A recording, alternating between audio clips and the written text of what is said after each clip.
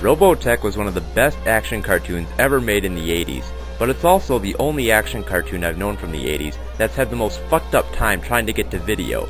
But before I delve into the mess of all the video releases it's had, let me explain a little bit about Robotech to give you a unique perspective on the situation.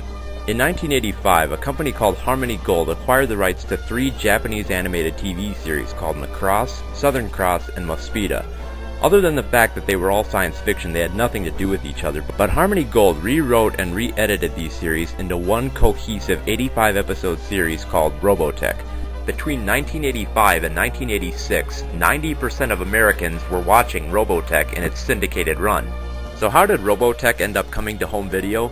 Well, during the early 90s, Robotech was being released by 3 different companies. Yes, that's right, 3 different companies were releasing Robotech. The first company was Family Home Entertainment, which released Robotech in these classic clamshell cases that came with the boxes, but you only got 1 episode per tape.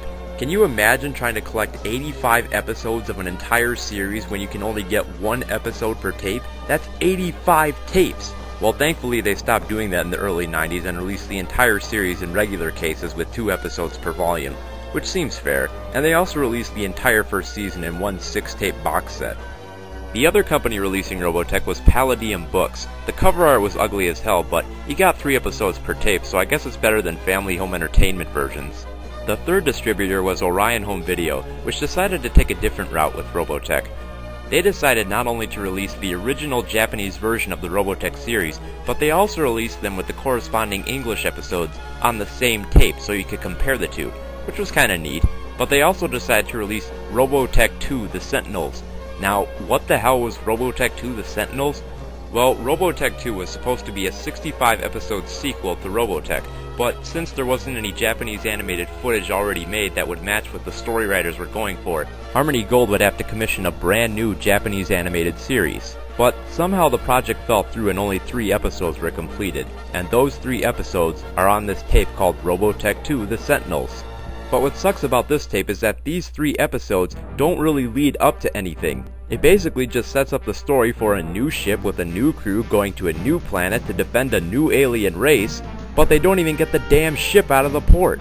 So don't watch Robotech 2 The Sentinels if you want closure, because you're not gonna get it. What a jip! Now, you'd think after going through all that confusion of getting Robotech on VHS, that the DVD release would sort out this whole mess. Well, actually the first DVD release of Robotech was perfect.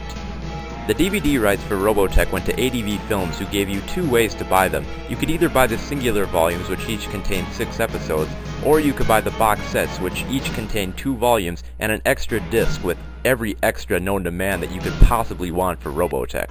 And by the time I had purchased the 7th and final box set of Robotech, I was satisfied with my collection. But ADV Films wasn't.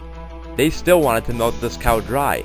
They started off small by releasing the singular volumes in more affordable box sets, and that seems fair, but then they started releasing the original Japanese versions of Southern Cross and Mospeada. But they didn't get the rights to Macross. Macross went to this company called Anamigo, which apparently charged you up the ass for each DVD volume they put out of it. Okay, so now that we've got Robotech and the original Japanese versions of Robotech on DVD, there isn't anything left for ADV Films to do, right? Wrong. Enter Robotech Remastered. Now, what's remastered about it? Well, they fucked up the video, they fucked up the audio, they re-recorded the voices, and they added in some short scenes that were cut because of violence or brief nudity from the original broadcast. Now, as far as remastering a series goes, this wasn't too bad, but it's not worth buying. And if you really wanted to see what was cut from Robotech, the 7th original box set contains a special feature that shows you every speck of footage that was cut from a Robotech's original broadcast, down to the smallest second.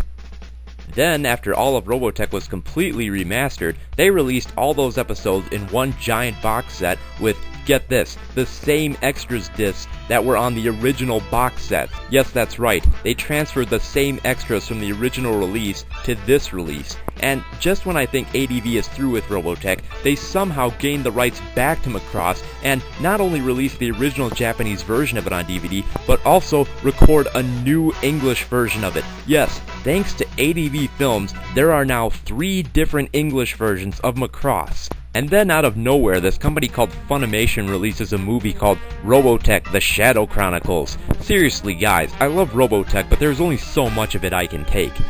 And there you have it, the sloppy video release that was Robotech.